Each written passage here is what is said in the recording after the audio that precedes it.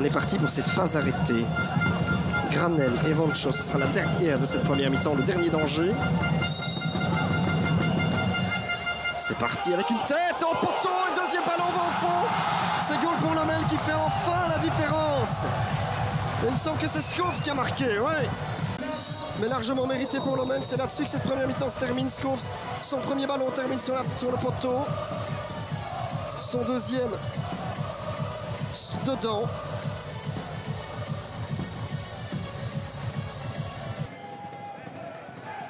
Hens, toujours bien donné encore une fois, et comme Coles qui a voulu mettre la tête, la reprise d'Olivier Mini, contrée par la défense, une fois, deux fois la volée, cette fois c'est au fond.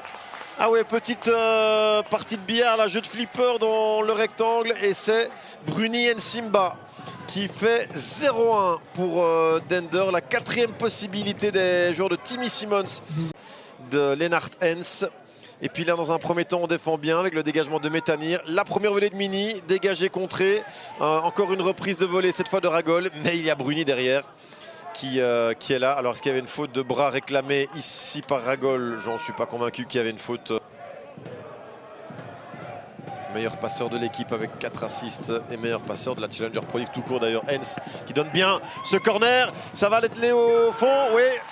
Ah, dommage, là, le point qui aurait peut-être pu dégager ce ballon in extremis. Et finalement, ce sont les joueurs de Dender qui ont le dernier mot. Le break qui est fait juste avant la mi-temps, évidemment, un moment compliqué, sont satisfaits. Ça a été confus. La sortie là, de Margueron qui se loupe un peu. Et c'est Nsimba qui signe le doublé, puisque le point n'est pas ce genre de moment avec Sambou Sissoko, le nouveau venu.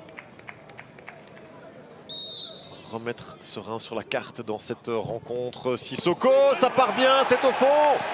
Sambou Sissoko qui relance cette rencontre sur phase arrêtée. Mais à l'image des deux buts de Dender, hein, deux corners. Ici, c'est un coup franc qui redonne le sourire à Serein. On revoit ce coup franc qui traverse le mur et Guise qui n'a pas la main, c'est ferme. Et le mur quand même très très dessoudé. Hein. On a bougé.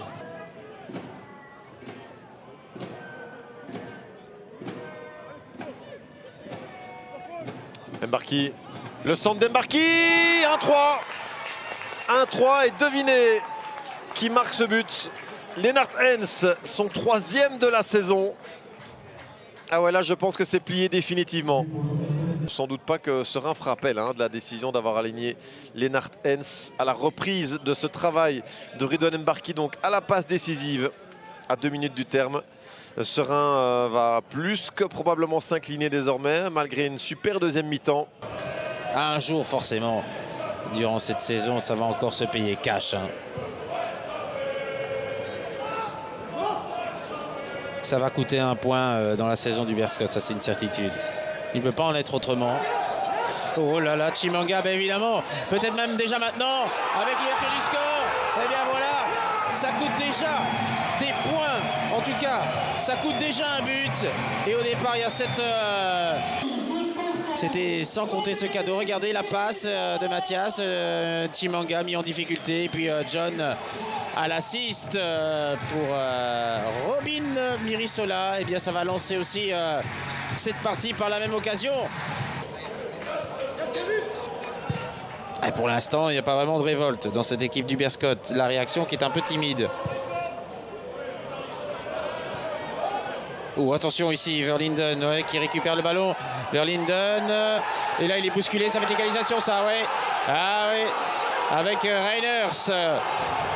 Ah, on est venu profiter un peu de cette approximation défensive du côté du Young Genk. L'autre petit format de poche anversois qui s'illustre. Ah oui. Là, la paire Congolo-Manguel s'est fait avoir. Et Reiners qui vient inscrire son 3e but en 3 matchs.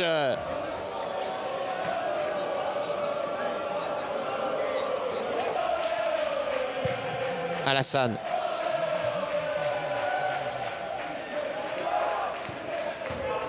Avec Miché.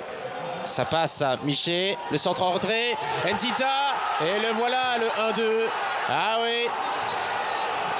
Alors je voulais de vous dire que Miché, il y a quelques instants, n'apportait pas grand-chose au niveau offensif. Le voici avec un assist pour Nzita. Cette partie, ah oui, le 1-2 qui a fonctionné à merveille. Et Nzita à la conclusion, alors qu'il me semblait cramé. Nzita, eh bien le joueur formé à Anderlecht pour son 25e match pour le compte du... Mossala, Barbera qui s'était exilé là, côté droit, le ballon qui revient dans les pieds, l'ouverture du score de Lem de Smet. C'est beaucoup trop facile pour le Club Next qui ouvre les hostilités alors que les hommes de Nicky Hayden étaient quelque peu sous pression là, depuis quelques minutes et voilà, ça finit par payer là pour les Blauenzwart Next qui ouvre donc les hostilités. Ce ballon vers Liam de Smet. Ouais, ce sont les frangins de Smet qui sont à la base et à la conclusion, les jumeaux de Smet pour donc ce premier but ici au Nest. 1-0 pour le Club Next.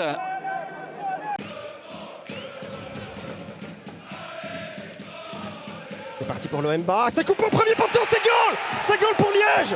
C'est goal pour Liège qui prend l'avantage 6 minutes après la reprise. Dans cette seconde période, un coup de tête rageur et un goal qui peut peser lourd dans la balance dans ce derby. Joie contenue pour Gaëtan Anglebert. Ce sont les Sangs et Marine qui frappent les premiers.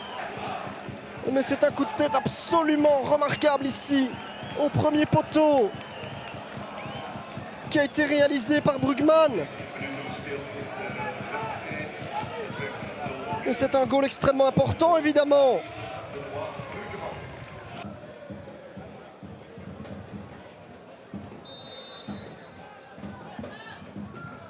Alors qu'il s'élève pas mal de la part de Mouli. La tête Belin. Est-ce que ça rentre? Oui. C'est 0-2 pour Liège. C'est 0-2 pour Liège. C'est un scénario de rêve qui est en train de se passer. Et c'est Bustin qui a marqué. 0-2 à 25 minutes du terme. C'est peut-être eux qui vont mettre un terme à la longue série d'invincibilité du patron à domicile. Et maintenant la concrétisation. Et Sangs et Marine. On revoit. Il n'a pas osé sortir Belin. Et il est trop court sur cette reprise de Bustin, qui bat dans le duel Corsienne s'il faut le faire. Il n'a pas osé sauter. Et Jordan Renson non plus. 0-2. Whelan, attention parce que là si Traoré est premier sur ce ballon, c'est très dangereux. Traoré. Une seule dans une bonne position. Sur la première, il avait été gêné par Gonçalves. Ici, il va plus vite que tout le monde. Et il place les hommes de Vincent Auvrard aux commandes de la rencontre. C'est de nouveau l'efficacité. Et si je ne m'abuse, Traoré, alors on va revoir la passe d'abord qui est géniale en direction de Traoré qui va beaucoup plus vite. Mais personne ne va plus vite que lui en Challenger Pro League. C'est Moïse Trapichvili qui se fait avoir. Et Gonçalves revient trop tard. Alors, on trouve de nouveau pas la bonne solution. Et maintenant Rosson repart. Il a beaucoup d'espace pour avancer sur une trentaine de mètres, un peu plus. Traoré qui va provoquer Waitens. Traoré le centre vers Gano. La tête, c'est goal pour Zult qui fait finalement le break. Et bien cette fois-ci, quand Traoré se décide à faire l'assist, ça fait mal. Ça fait très mal. Vossen va le chercher, Traoré temporise. Oh, je me demande s'il n'est pas en jeu. Mais ce centre est d'une qualité remarquable, il le dit. Agano, mets-toi dans une bonne position, je te distille ça. 0-2, alors que personne à Beveren n'a réclamé de position, donc c'est peut-être correct. Filipovic, Tambedou, Machado. Tente de relayer. Oh, il va l'avoir, Machado. 0-3. Voilà pour parachever le succès. Il méritait au moins un troisième but. Les hommes de Vincent Auvrard. Il est très bien monté, Matheus Machado Ferreira. Très bien monté. Cette fois, c'est Gano qui se mue en passeur pour une subtile déviation. Bateau et Filipovic se gênent et Machado ajuste. Boros du pied droit. Jouer court. En tout cas, Mouta Sebtaoui avec Tudor s'était placé de la sorte et c'est ainsi qu'on joue cette combinaison avec le premier but. Et oui, et c'est beaucoup trop facile, si vous me permettez, cette combinaison du RSCA Futures qui finit au fond. Franchement, on a l'impression vraiment pas présente. Regardez, on est avec Tudor.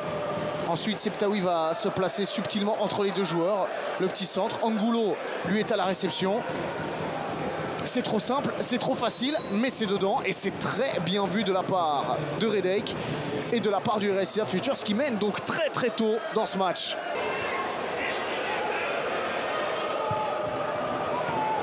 Longue balle, elle est bonne celle-là. Pour Das, Roby Das, qui est seul face à Mouta Sebtaoui. Ouais, et le très très bon retour. Ah, ça va être dedans. Ça va être dedans avec un petit peu de malchance. Ouais, on sentait qu'on était sur un tournant, un point de rupture. Et finalement, la rupture, elle est venue. Mais du côté anderlechtois, avec une très bonne passe à la base. Qui oblige Colin Kozmans à se retourner. Regardez là. Ngwanda pense d'abord avoir fait le plus difficile. Et puis, ouais, il remet ce ballon dans les pieds de Roby Das. Ostend pousse, Ostend pousse, et là par contre, Tudor il va aller vite. Il va très vite, Tudor. Et il y a Angulo au deuxième poteau. Roby Ouré, il doit se replacer. Il va la tenter seul ou pas avec Tristan de Greef. Que faire maintenant? Et ça se replace, ça se replace. On ne sait pas exactement quoi faire. Cette passe, elle est magnifique. Cette passe, elle est magnifique de Tristan de Greef. Et le but, cette fois, il le met. Roby et Ouré. Son premier but pour sa première titularisation. Regardez là, au moment où il a le ballon, il attend justement cette petite ouverture qui va se créer. Passe très axiale entre les deux joueurs dans la course de Roby Ouré. Ça semble simple, le football, quand c'est bien joué. Regardez, il faut la mettre au bon endroit, au bon moment. Le Scriver à gauche, il y a une possibilité. Il y a Janssens. À ses côtés, il y a Quintero si jamais. Janssens qui va provoquer peut-être cette défense liéroise. Le ballon dans les pieds de Gaëtan Hendricks, extérieur du pied. Et l'ouverture du score. L'ouverture du score flandrienne, signée Gaëtan Hendricks avec cette remontée de balle qui a fait la différence. Nacho Miras comme premier relanceur. Et puis là, le ballon qui a transité dans les pieds d'Almenara. Premier but de cette saison. Le capitaine flandrien, au cœur d'une défense, laxiste, passive, vraiment. Et c'est Janssens qui a donné le ballon. D'habitude, c'est Gaëtan Hendricks qui délivre les galettes. Cette fois-ci, il a été servi sur un plateau par Christophe Janssens. 1-0.